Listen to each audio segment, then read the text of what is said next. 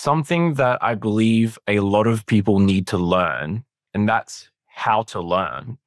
How do you educate yourself and how do you pull information that you see and take action on it either immediately or like learn how to communicate it with people?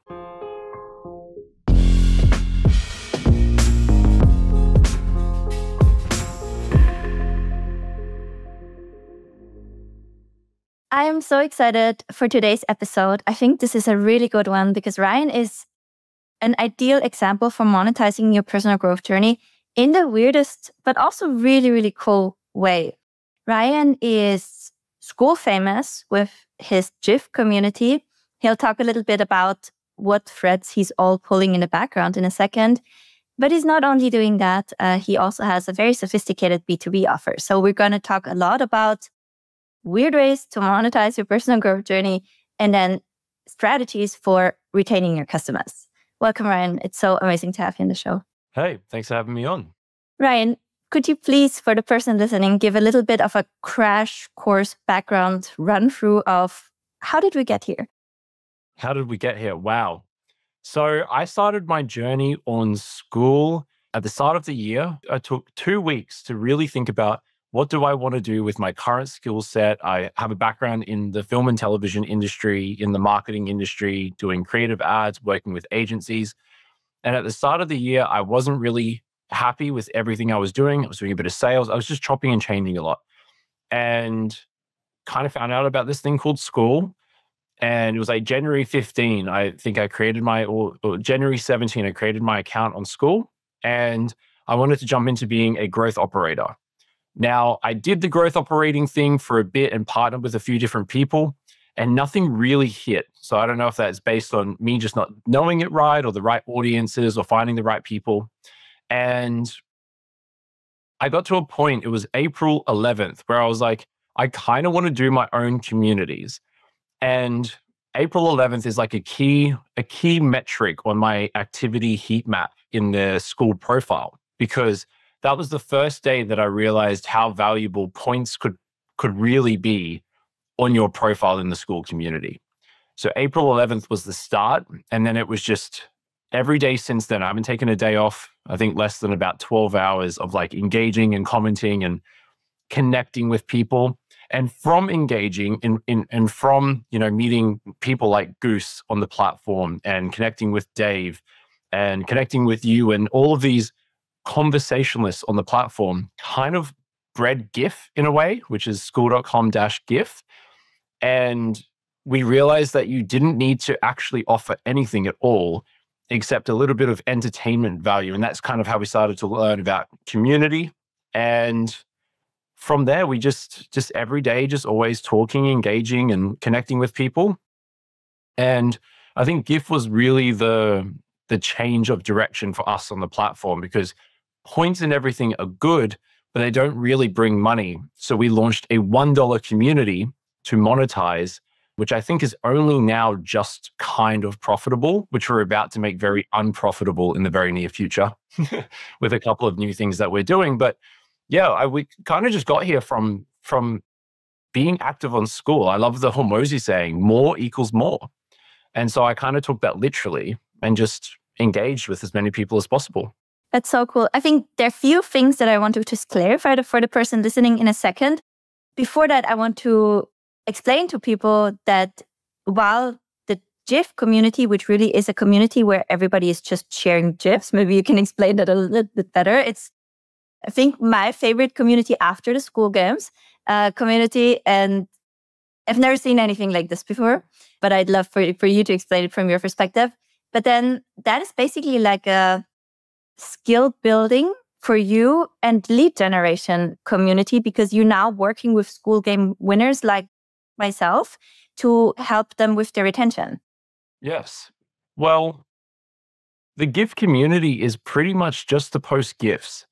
And the concept actually derived from, I think the whole concept around GIF was almost to almost mock Skool.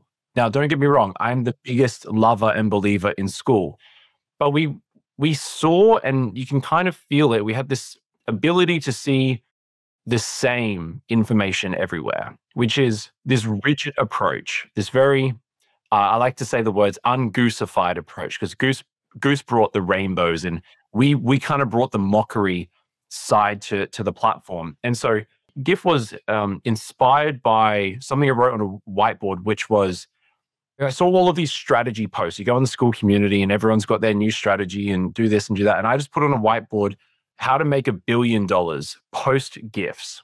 And that night at 2:30 in the morning, I registered skool.com-GIF and created the community with Dave, because I was at Dave's house at the time. And I woke up and I was like, Dave, I did something. I spent $100 last night on a community just to post GIFs.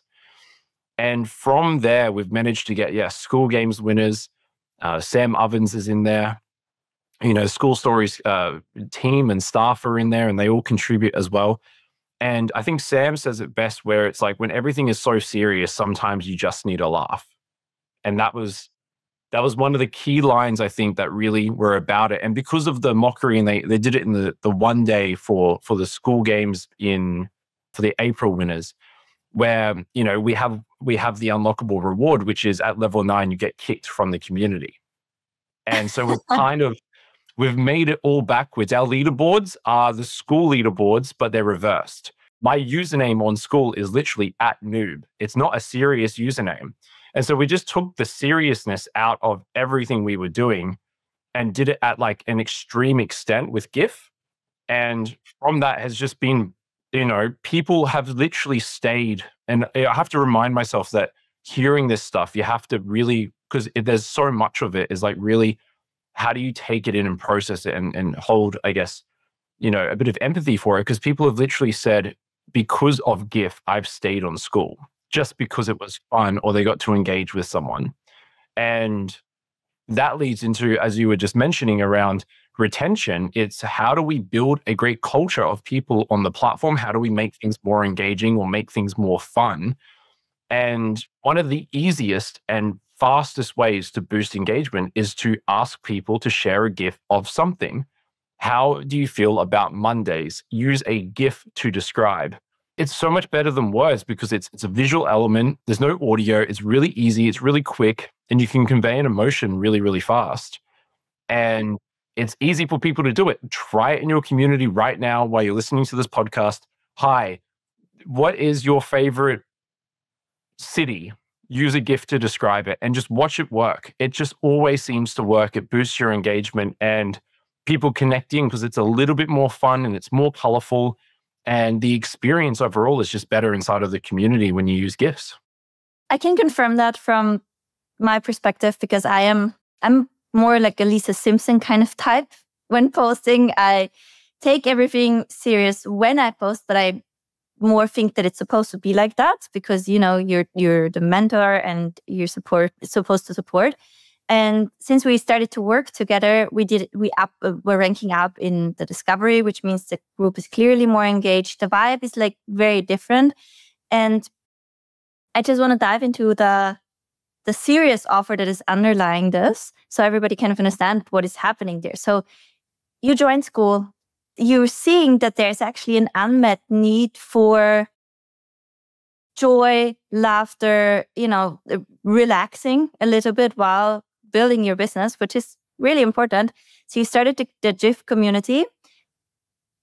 That led to more people loving Skool in general, brought you a lot of attention from Sam Ovens. And with that, of course, also from, other Skool players that take it very seriously. And they were thinking, how is he doing it? And how can I potentially do it? So you came up with an offer that is the opposite of the $1 offer, which is the cheapest offer you can make. It's the $9.99 offer. It's kind of the most expensive one you can make. And now you're helping people that kind of nail their subject matter and to also nail the community aspect. And what I really love about that is when I said I want to give it a go with you guys, I was a little bit afraid because the mockery is intense. And while I'd love to witness it, it's not my style. So I was a little bit afraid that I don't want to ever do something in my community that doesn't feel authentic. But what I saw is that you can take those concepts, the things that you kind of do intuitively in your own way, but there's like an underlying principle of why it works, right? And so I think that that's a huge gift when you can learn from somebody who executes something so intuitively and so quickly as well. And you can just test it in your own way. So that I think that is a key when something doesn't come naturally to you, to go to someone, and especially if they have the horizon, to be able to describe and process it. Hey, Evelyn here. I just quickly wanted to hop on to encourage you to sign up to my newsletter.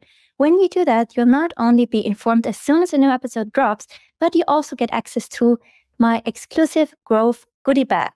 That is a collection of highly valuable resources provided by our guests and myself, tools, strategies, case studies, templates, and so much more that will help you to grow and monetize that growth journey. If that sounds fair, then click the link and make sure to sign up to my newsletter. Can you talk a little bit more about how you're translating the learnings that you make in the GIF community into processes for everybody else to tap into in their own way? That's such a good question. I would like to start that, I think, with something that I believe a lot of people need to learn, and that's how to learn. How do you educate yourself, and how do you pull information that you see and take action on it either immediately or like learn how to communicate it with people? So one of the things I've always been able to just do is see something and just understand what it would look like if I did it like this, or like this, or like this. And so you're so right before, where you want to be your authentic self in your community. And we've got other clients that are the same. And I have almost a memory for what I see on Skool. I memorize most posts where I know everyone's first and last name on the community. Everyone's like, oh, it's like, that was Denny Levito, and that was it. It's kind of, that's the name. And I always can pin where people have posted it with about a 2 to 3 month radius on Skool now. And I was on a conversation today with Daniel Illis, and it's about making the community more professional. He likes the professional approach.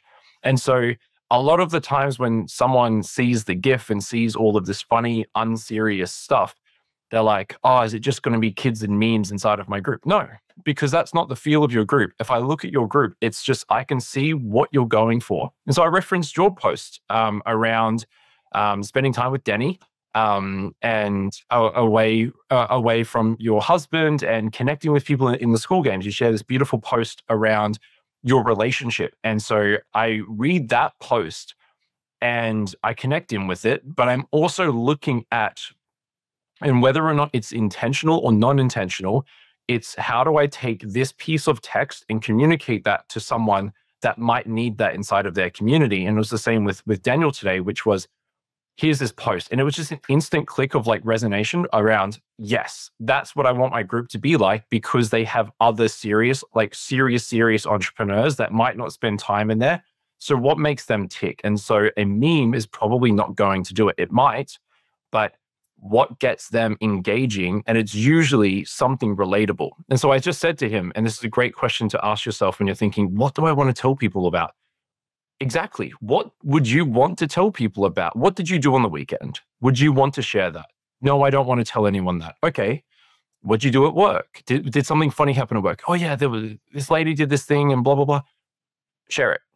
If that's what you feel comfortable doing, because you have to lead from the front. You have to tell people. And so we have the job of looking at a community and going, what is this culture? What is this feeling? And for some reason, it's pretty easy. I can usually just go to the first 30 posts on the first page, and just instantly I'll be able to go, this is it. And I've been doing it with like the Skool games, the Skool community. The other day I posted the most random, I said, where is the Mundum? I think it was. And Andrew Kirby and I went back and forth speaking in a completely different dialect in comments. And the reason why, like, it's funny because I know what I'm doing with it is because I posted it when I saw 30 posts that were sort of opinion, sort of value, but there was no engagement on there because of, for whatever reason, it just didn't hit. And so it's just really just a flat, dead screen. Post this, I just went out of the blue and just posted something stupid and it worked. and it had like 70 comments in like 20 minutes. And because it's like everything else, it's like there's too much business. Okay, now it's too much fun. I've been on the other side where there's too much fun, not enough business. And so I'm like, value post, here we go. Like, here's some new information. And yeah, it's a constant battle between why you do what you do. We got a client, and they referenced the first thing about me was the Fast and Furious parody video. And I remember 2 days before sitting there and going, okay, I'm starting to work with some really serious entrepreneurs who are doing massive figures and running big businesses. Do I want to be known as running a Fast and Furious video? 2 days later, clients coming through because I built a Fast and Furious video. I was like, you know what? I will be more silly. Why not? If it's working, it's working. But I don't have that's not the only way that I think. And that's how I share and communicate with people's communities. Yeah, I think it's so interesting. I think when you sent me the message, Matthew Thompson recommended you, and obviously I have like the highest opinion of him as well. But I've been curious before because I was looking at it and I was like, something's working, but I don't get it. And then that in combination with Matthew's recommendation, I was like, and obviously I see the value of retention, right? So maybe we also explain to the person listening why it's a complete no-brainer for especially somebody with a community my size to invest in retention. So we should touch base on that as well. But I was just seeing something is working there. I don't get it. There's the recommendation. We should start working. And then I was really positively surprised about the sophistication and the thought that goes into it and the data that is underpinning. So in all honesty, is this something you already developed for yourself, or is it because you're now servicing basically what you do? And then maybe we can also talk about why investing in a retention program is a no-brainer, at what level, and what you can do before you are at that level. Okay. So the first one is I like adding the sophistication. Yeah. So at the first one, I think is when did sophistication come into this, or was it always that serious? I feel like I get, and like, don't get me wrong, sometimes I do shoot from the hip, but sometimes I've always tried to look at things as being a bit more of a sniper in the sense that I think it's my quick decision making to know, like, it's almost like giving a punchline when a friend says something and you go, that's what she said. Like that's as like that split second decision making where sometimes it gets me back in the butt. But the other day I referenced Goose because he's just such a good conversationalist with what he does on the platform. And he did a post about 100,000 members coming to the Skool community. And the third line from the bottom, it says, you can steal my idea if you want to. It was in reference to inviting more members to the Skool platform and bringing people here and hanging out. But I was like, I'll take it literally. And I just copied the whole post word for word and just did the exact same post again.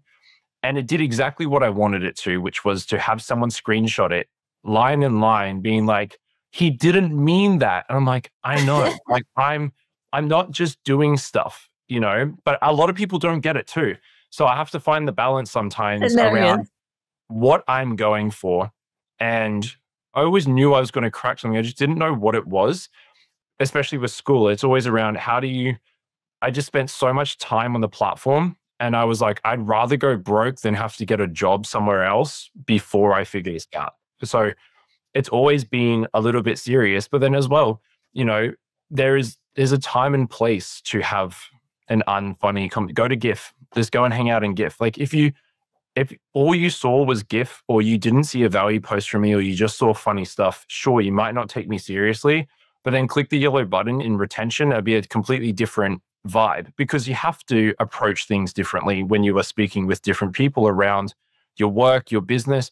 But we always try to keep it fun. We're dealing with bigger issues. So you have to, it's like playing, I play ice hockey. So it's like playing ice hockey in beer league versus playing ice hockey at the national tournament. Completely different ball game. And so you can play funny and silly and hang out. But as soon as you play that rank above, that division above, you have to level up quick to play at the same level. And it's kind of it's one of the best ways I think in business to level up fast is to not that I feel like I'm over leveraged with the clients like we're working with, like I really understand this stuff, but if you kind of throw yourself that little bit out of the water, that little bit out of depth where you almost like, if I got them, I would be nervous, but I'm confident I can deliver a good result and I want to be able to deliver a good result.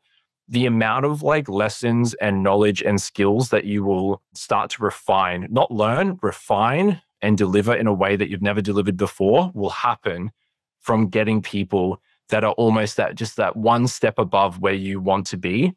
And that's the whole thing around surround yourself with the 5 people that you want to be like and be the brokest or the non-smartest person in the room. Otherwise, you're in the wrong room. That's that saying, especially with Skool, work with people or engage with people that are doing the $50,000 a month MRR because you will learn things from them. It's just how you take those learnings and then implement into what you're doing.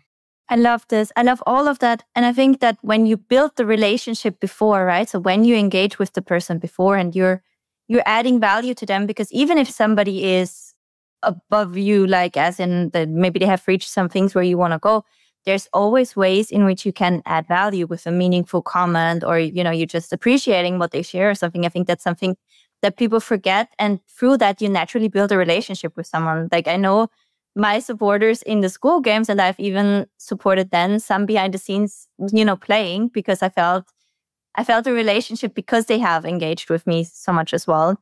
And I know that I'm not the only one there. So plus also when you've built the relationship and then when I decided that we will work together, I also knew that you're just starting the service and I'll have a lot of grace and patience for figuring this out together. So I think that the relationship building was right and the expectation setting was right as well. Definitely. I think that's what it's about, right? It's if you want to dedicate yourself, especially to Skool, I think a lot of people don't understand the opportunity. I hate seeing someone who's not, I think Hamza said this back on a video. He was like, me and my brother look at people's activity maps. And if you don't have a green bar, he like showed it was like 3 or 4 months worth of just pure green. And he's like, looking at all these people, I think it was back when I hadn't just gone completely ballistic on Skool. And he's like, we laugh at these people that aren't active. Sure, people have got their time and their everything, but it's like, if you aren't where you want to be, and Skool is like, if you've ever told someone about Skool, your friend, family member, anything, and your activity status doesn't have more than 10 activities a day, what are you doing? Like, what are you doing with the 5 minutes when you wake up in the morning and you're having your coffee that you can't go and comment on 5 people's posts and engage with them or speak with them? Or if you want to work with someone, do it. I've been watching Skool like a hawk since the start of the Skool games. I've known everyone's MRR, who they were, what their offer is, everything. I've watched every Skool Stories podcast. I've watched every video on it. I've watched all of Max's content. I've watched most of your content. I've watched everyone's stuff. And with that, I implemented at the same time. I literally just took a strategy one time. I just sat there and watched the podcast and then just regurgitated what I learned into a post on Skool, and it performs well. I just made the most of my time learning everything and then just put it into that. I just took more is more and went with it. And more people need to do that. You will get where you want to get. And I think especially you get so much out of, I think I'm so passionate about Skool, right? So we had our business on Facebook and we still have it functioning well. My business partner, she's still fully set up with funnels and then getting people on Facebook, and we'll also keep it. But since I played in the Skool games and since I've been part of that community, I just can't unsee it. And I've never been in a place like this where there's really, and people always say, join a community of like-minded people. It's the first time that I'm joining communities of like-minded people, is people enthusiastic about growing, actually showing up, putting in the work. And it's so inspiring, uplifting. It really keeps you going. And the relationships that you build, like you said, it's sometimes, for me, I don't laugh at people like at all. I more feel like heartbroken because I'm like, you're leaving so much opportunity on the table because you come into a community and you have this, here we are now, entertain us mentality, when you're only getting out of a group, free or paid, what you're putting in, right? Because it's still on you to consume, implement, but also to build the relationships, because there's more than just getting customers from that relationship, right? So for example, my business partners where we now have a profit share together, 20,000 paying monthly members. She was a student first, but she couldn't be ignored because she was, putting in the work, and she was so good and always helping others. So I think that it's sad for people to come in there like with this consumer mindset, I think. Definitely. I have a little retention strategy for the podcast. It's like a live one. I'll do it right here. Oh, we got a bunny rabbit. That's perfect. So for everyone that's actually sat here and listened to the podcast so far, can you go and comment bunny rabbit in the comments? But don't tell anyone why you're commenting it. And the reason why, I'm going to tell you this, and you guys can use this. When you send a Loom video to your team and you need them to watch it, about 85%, I learned this from Victor. He's part of the Anime Shreds community, one of the other people that we work with. 85% of the way through, tell them to write bunny rabbit, which you're all going to go and comment right now below this video. So we know that you have actually watched this video and taken action. Leverage this strategy inside of your Skool community classroom videos, inside of your other videos that you're doing, a podcast. Leverage this same strategy and use it. Because if you are here and you are listening to these words, then we know that you have, and maybe we'll do something special for you. I don't know. We just came up with it on the fly, but leverage it. I have something special for Bunny Rabbit. It's a good way to see if your team especially consume more Loom videos that you give to people. That's such a good one. Can we do like a rapid fire engagement hack shooting? Do you have a few more aces up your sleeve that you can share? Yeah, definitely. Okay, you have a really small community, right? So it's like 5 people in there. What do you do? DM everyone and then ask them to make a post inside of the community. Or make a post and tag each of the 5 people and say, I need you to do this for me right now. And It's like, ask them a simple question and make them comment. Now, to boost the engagement from the comment, you will respond. And when you respond, you say something along the lines of, thank you for commenting, whatever it is. Ideally, it's an open-ended question. Get them thinking, get them writing something where they can increase their comfortability with your group. The idea behind it is when they comment, and this is how you should always respond. Wow, I really love this. Ask question about response. Or if you just ask another question, you get it. Evelyn, I will not lie. I did this on a Zoom call today on your post where someone wrote something about family and your response didn't have a question. I'm kind of throwing you under the bus here on this one. And on the call, I wrote a question underneath it that said, I didn't say anything at all. It was, how do you manage your time with your family? I got a 4-paragraph response under the same comment from it, just to prove asking a question at the end of something engages a response. I haven't gone through and responded to it because it's like really deep about how they manage time. That's all you need to do. Just ask them a question. Just be curious into what those members are doing. I feel, and maybe others struggling with that as well, I hope. Or I don't hope they struggle with it, but I think it might be relevant. So I have major kind of concerns reaching out to somebody and asking. And so I feel like you do this naturally really well. So maybe you can help me break a limiting belief there. And the other thing is, it sounds like, oh, you should ask an open-ended question. And it's like really technical. But what it actually does is you ask an open-ended question, you get a beautiful reply, and you're like, oh, I love this person. That's awesome. I didn't know. So it's like, I think that's also your hacks. They kind of make you mechanically do something, but then something kind of really human and kind and nurturing emerges. So I wanted to just give that context for people that you're doing it with an intention to engage, but what actually happens is you build a real relationship. Exactly. I mean, what a really good strategy. And I think if you leverage it as well. What is your favorite book? My favorite book is this. What is yours? Oh, my favorite book is Harry Potter. Awesome. What was your key takeaway from Harry Potter? Or do you like her writing style? Did you read all 7? Have you watched the movies? You know, there's 5 questions that you can ask and they're all interesting. And you kind of like, yeah, I want to know. You just just be curious with your members. In terms of reaching out, in terms of people that are concerned, I think these limiting beliefs that people have, And this is like a good way to, this is how I almost have completely beat procrastination without any sort of course or anything, is I just consistently reminded myself, and I still do, but I don't need to do it in a way that triggers the brain response, which is when I look around, am I where I want to be? Like, yes, I've got family. Yes, I've got a great relationship. I have things in life. Take a monetary value. Do I have a Ferrari outside? No, I do not. Okay, so then maybe that's one of my goals. Am I traveling the world right now that I've been telling myself I was going to for the last 3 years? No. Okay, so if I don't have what I want out of life and I'm really, really want that, why am I not doing the things that are going to get me there? So would you rather sit there in that fear of not engaging with someone to risk losing everything that you've told yourself you're going to get for the rest of your life? Probably not. It seems a little less scary because if you remove it and just go, all I need to do is click enter. A great way to look at it is there's a spider on the wall, and if fear is the cup this far from the spider, it's so easy to get to here, and this is the spider on the wall. And all you need to do is that.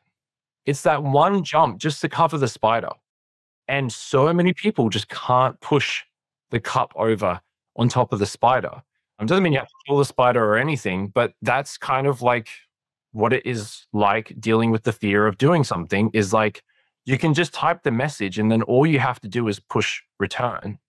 So just push return. I think the limiting belief below that is like people actually don't want to hear from me. Like I don't want to bother them. And so it is like if they are engaging, then they're doing me a favor and I don't want to withdraw from our relationship. So I rather not build it in the first place. So I just, speaking it out loud, it's like, that's really silly because it's basically just fear of being rejected, like not having that response or not having somebody commenting. How did you deal with that? Or what would you recommend for people who are, I literally have people in my group that are like, I don't want to start a membership or a group because I'm so afraid that nobody will engage. Yeah, you have to want it, right? Like you got to want people to engage.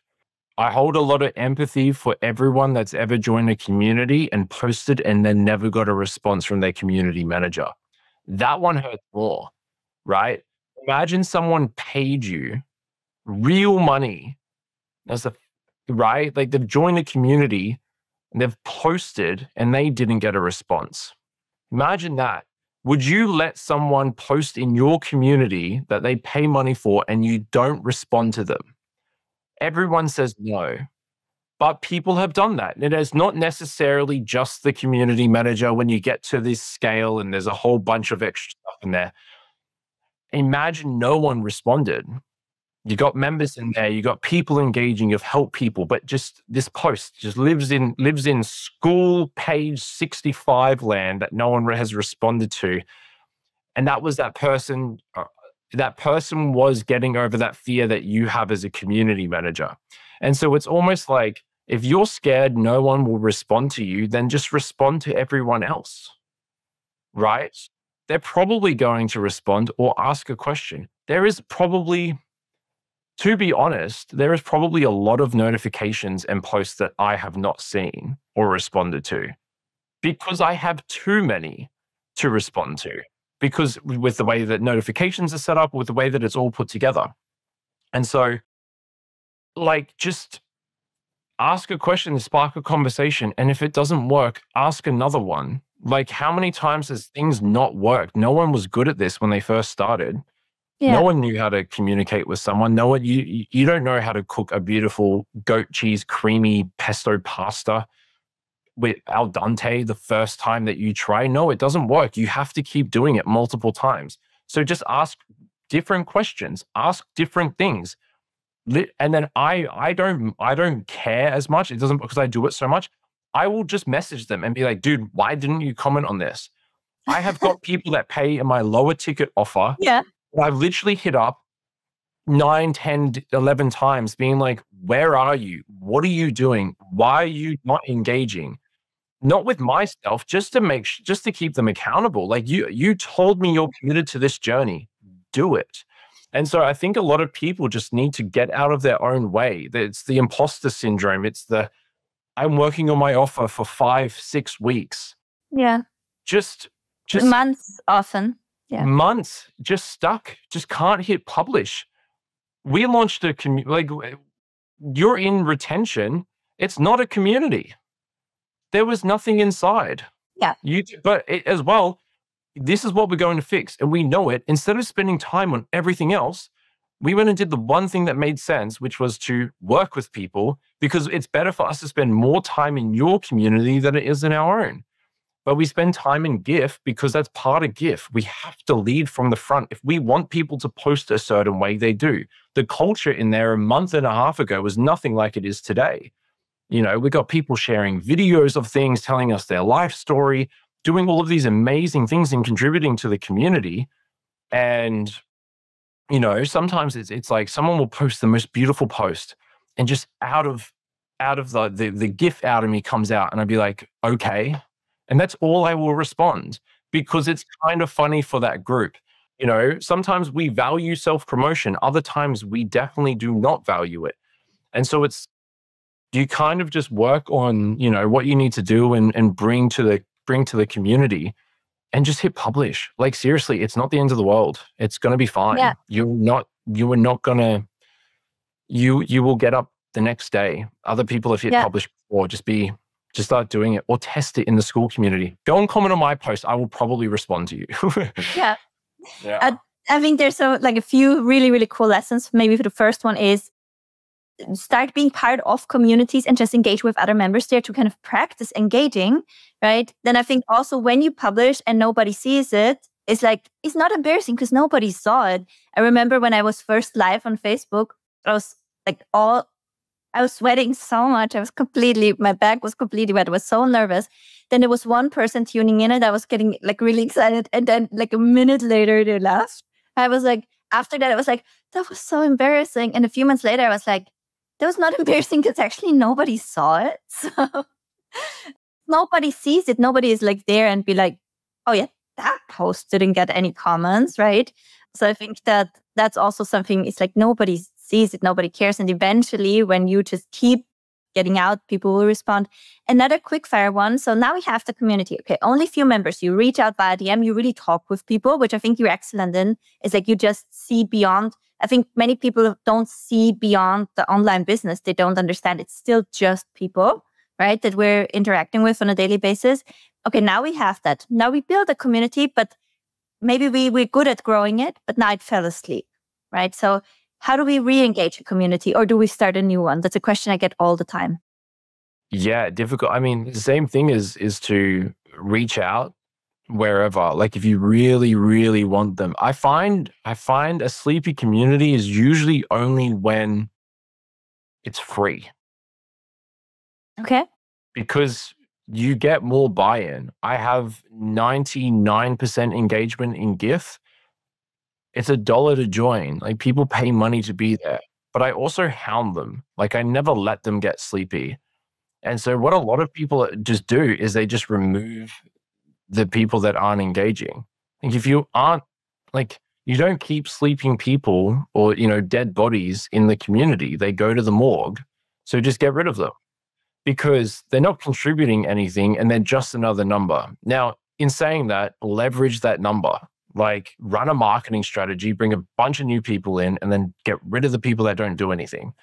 Would you give them another chance, talk to them, reach out and be because I think it's Duncan, he was having a removal campaign from his community. I got the emails. But I think the personal message would have been even more powerful. If he would have reached out to me and be like, Evelyn, why are you in the group and not engaging? I would be like, I'm so sorry, I'm going there now. So, I feel a personal message is also a big tool. Yeah, there's a lot of strategies that we could leverage and do, but we just have such a big belief in making sure everything is based on Skool. If you can't do it on Skool, don't do it. That's how we kind of go about what we do. We're very, very particular with how we operate on the platform. And so, yeah, DM everyone. It depends on how valuable they are to you, right? if they're a free member and they're not engaging and they haven't been active in 6, 7 days, like honestly, good luck. Like they're not going to come back.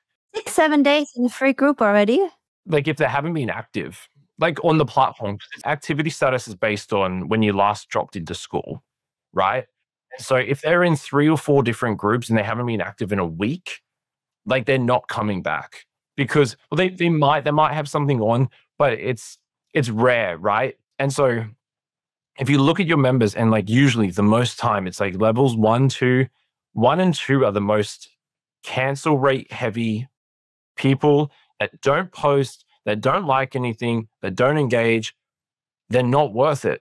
It's just like spending your time on people, just get the right people in there because then those people stay with you the whole time and they buy anything that you want to sell. And so you don't really get anything out of it. Sure, you can, like reactivating a dead community. No, you can do it with 5 people. You can get 5 people that you just connect with and just maybe 5 to 10 people, and you just speak with those people and just trust the process that more people will come into it. Like it starts small. The whole thing around reactivate the 200 people that aren't communicating, just pick 5 people and see, okay, cool, no one really did it. Be like, hey, can you show up every day? I'm kind of here by myself and I want to spend time with you, and see if they come back the next day.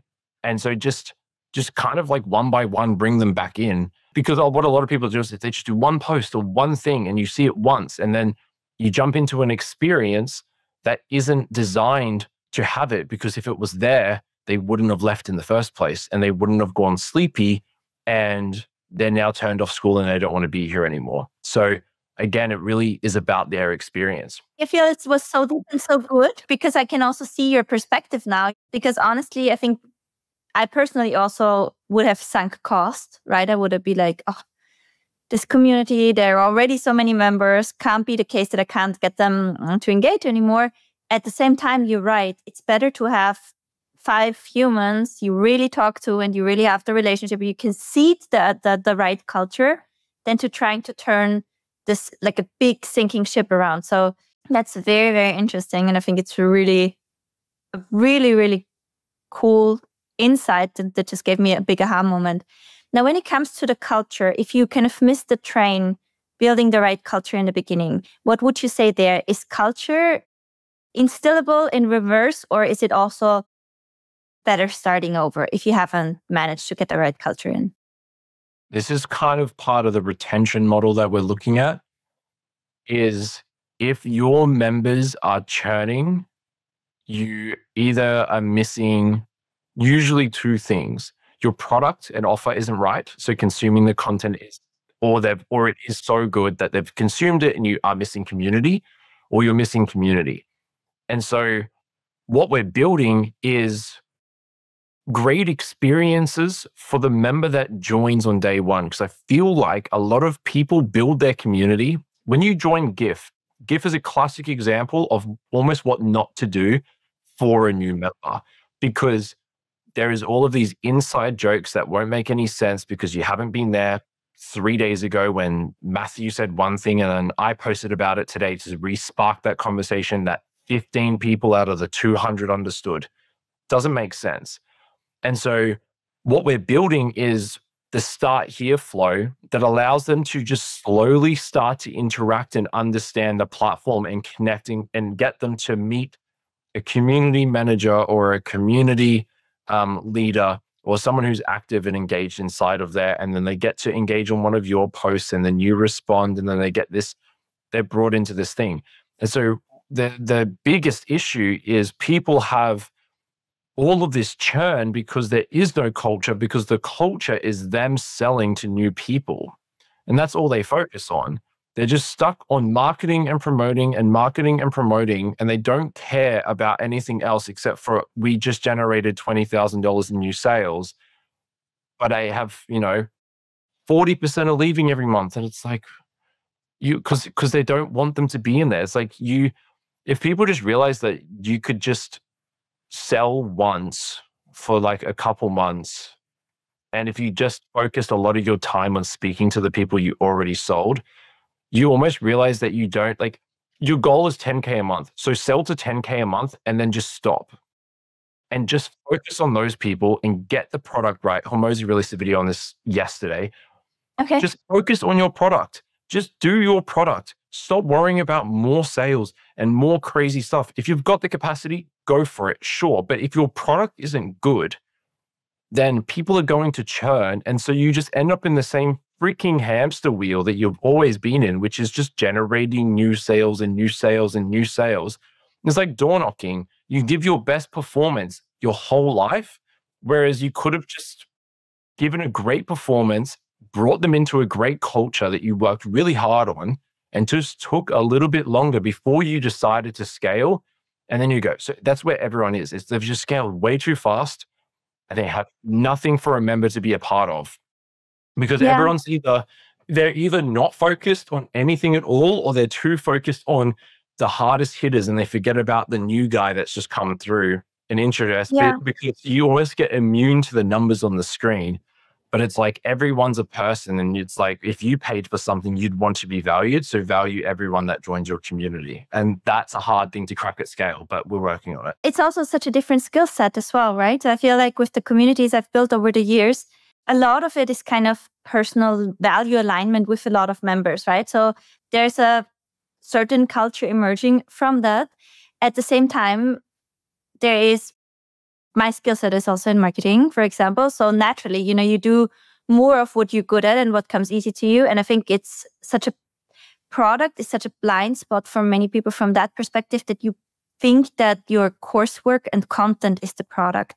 You forget about the community because you feel like the community, you just set up the group and then you answer questions in there. And then I have delivered communities. I feel like the point that I have not fully, brought it up into my awareness is that community in itself is a complex product with how you set it up. And I feel it's the first time that I'm really understanding this on a much deeper level. And I'm really seeing how your product is not just the coursework and the content and then you answering question, but it's also the culture, and it can naturally immerse to like a certain extent, but then you'll eventually plateau out. Right? Because you're not thinking those small loops through where, okay, when somebody comes into the world, how are they onboarded? Not only in this is how you get the result from the course, but this is how you get the experience in the community.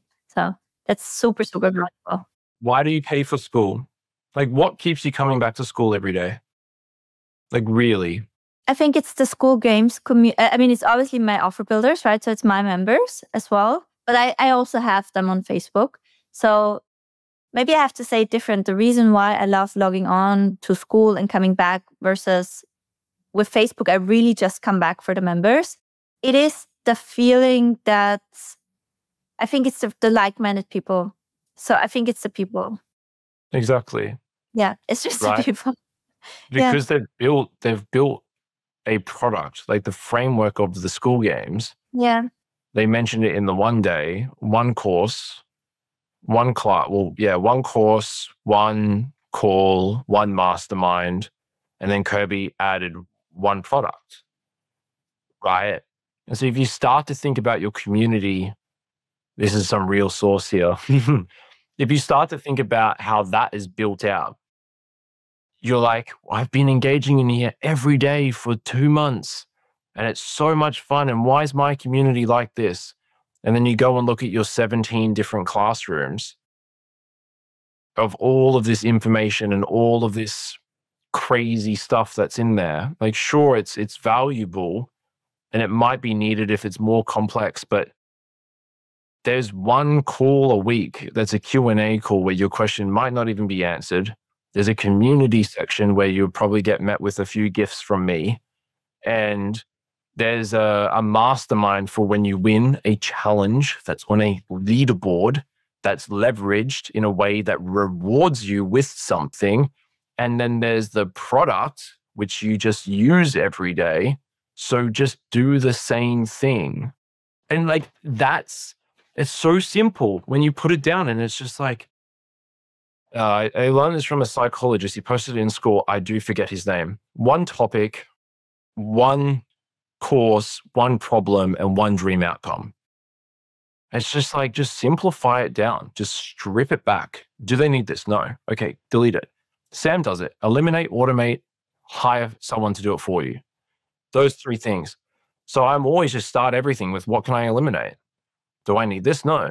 So my whole thing with Skool is I just use Skool. It's $100 a month, and I just use the one platform because I do it. I am bringing on a data thing because we are somewhat limited on the data, and we need to be able to see our churn rates properly at any given day historically. Crazy stuff. I'll share that with you soon. But yeah, other than that, I'm just like, just do it on Skool. Just do it on Skool. No emails, no marketing. I've deleted Instagram, Facebook, all of it off my phone. I just use Skool because it's all you need in order to run a business, and it works.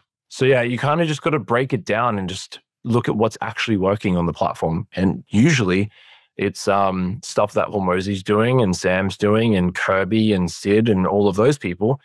You ask yourself why your community is not like those communities, and it's because you probably just haven't looked at it. You haven't actually understood what they are doing. You haven't consumed their knowledge and just gone, oh, it doesn't have to be crazy. So all of our communities almost don't have classrooms because they are community. It's in the name. Skool is building community and a couple of classrooms. So just build community. The amount of stuff you can get from community is insane.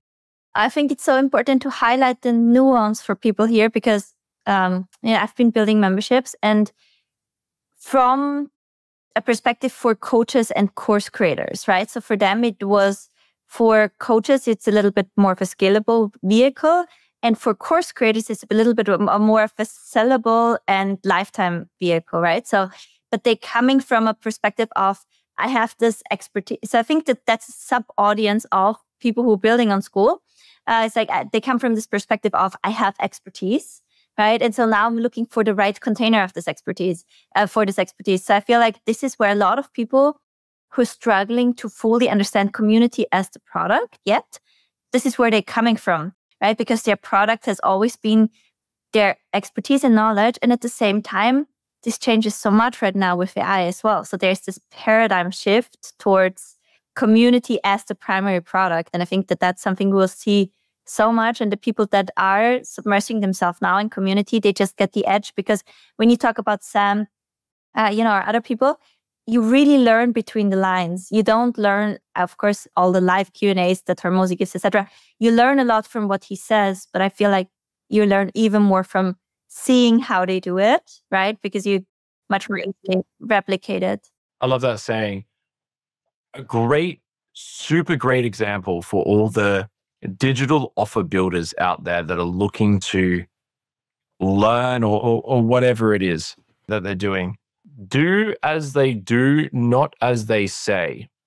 Example, when you are on Facebook and you see an ad and it is a guy in a suit selling you on his organic TikTok strategy live webinar where you can join for free, that will sell you his course at the end of it so you can learn how to make $10,000 a month with organic TikTok. What did I say at the start? Where did you see this guy? What was he doing? He is on Facebook promoting an ad, selling a webinar where he sells you on his course. Don't do organic TikTok. Do a Facebook ad that sells someone on the live webinar that you sell on your course for whatever it is that you are selling. Right? Like agreed. It's like, break it down. Hormozi, great example. I need to book myself 40 sales calls a week, and sure, at the start, it's beneficial. Do that. But if you are trying to sell something to someone that might be like low ticket or a course or something, do as they do. They do not knock on a door or book people in on one-on-one calls where they give their best performance. It's like a movie. It's a feature film. You watch it after 9 months worth of work of generating marketing and content. And sure, you have to be in that position where you can do that. but bring 10 people into a group coaching call or something and sell, and you might sell 3, you might sell 4, 40% conversion. But you spent the same amount of time bringing 10 people to one call where you could sell everyone at the one time, because that's what they do.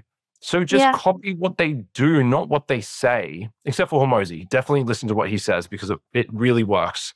And he capitalized a lot of what he did, right? So basically when you watch his videos, it's just like, I did this so many times. Now, if I was to do it one more time, this is the proper version to do it. So I feel like a lot of it is just reporting, and I really love this kind of content.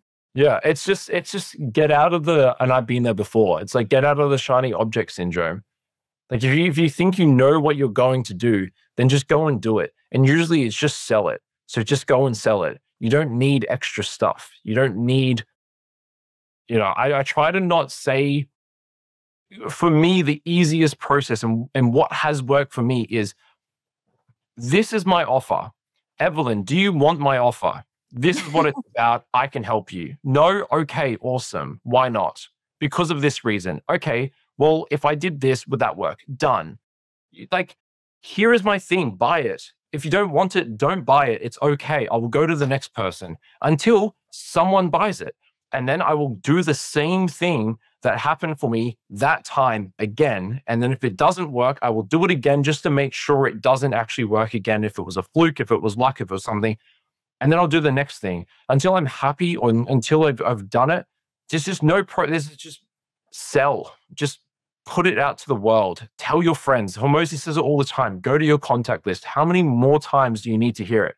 I get passionate about it because so many people would get their first dollars online if they just kind of put the product there and was just like, hey, it's $7. I think you'd get a lot of value from my community. I'd really love for you to be there. I'm not too sure about the price. I don't really know what I'm doing, but I want you in there and I want you to give me feedback at $7 a month. Send 100 of those out to people, right? Like, do the work.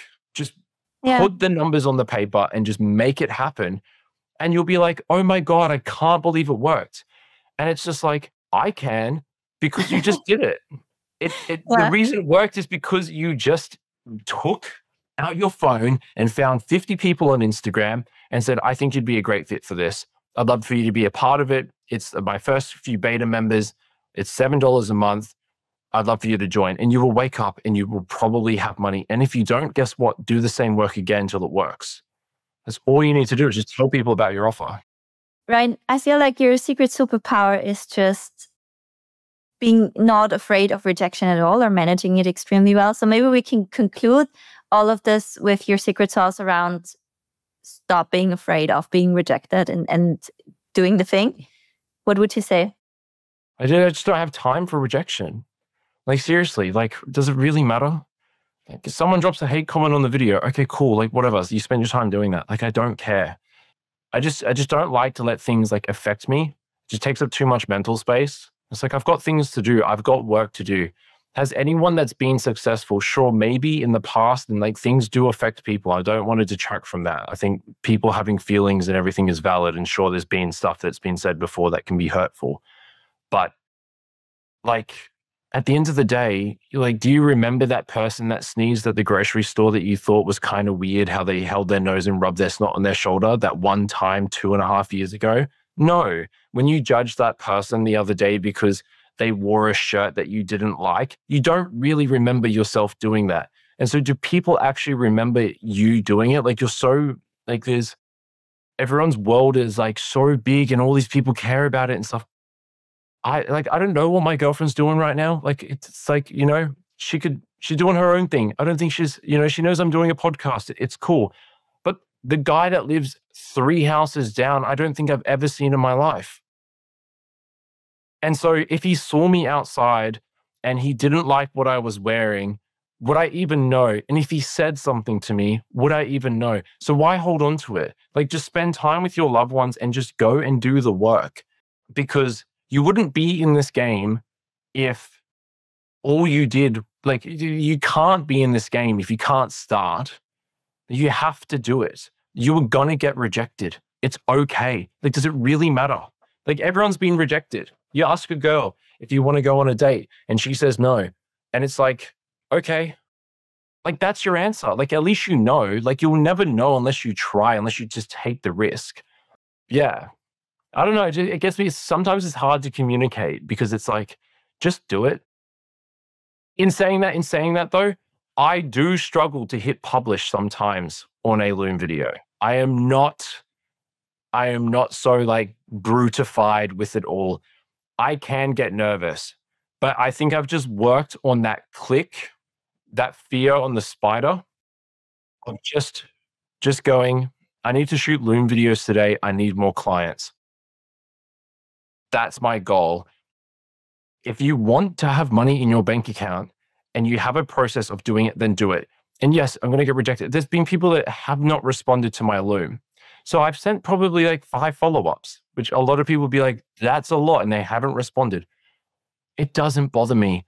I don't care because I know I can help these people. And if they want my help, they will ask for it. And then I'm also not going to let them get in their own way for not having my offer. That's the other thing as well. If you know you can change people's lives and you know what you do and you believe in it is going to work for people, why would you let them walk away? So true. Like it's like you have the bandage for the guy that's bleeding out. Would you just on like, sorry.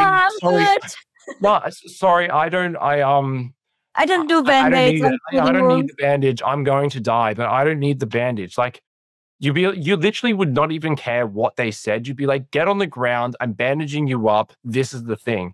So just bring that energy into your work life, into what you do. It's a muscle. You just got to keep doing it. You have to, honestly, just go and get rejected 1,000 times. Go up to people and ask for something. Just seek rejection, seek the fear. Just step right into it and make it happen for yourself. And you will start to get out of bed and be like, ooh, the world is looking great today. Who can I go and get rejected by? Because yeah, I don't know, just believe in yourself. Just do your thing, make it happen, and everything will work out in your favor if you just give it a crack and just hit publish, it'll be good. Thank you so much.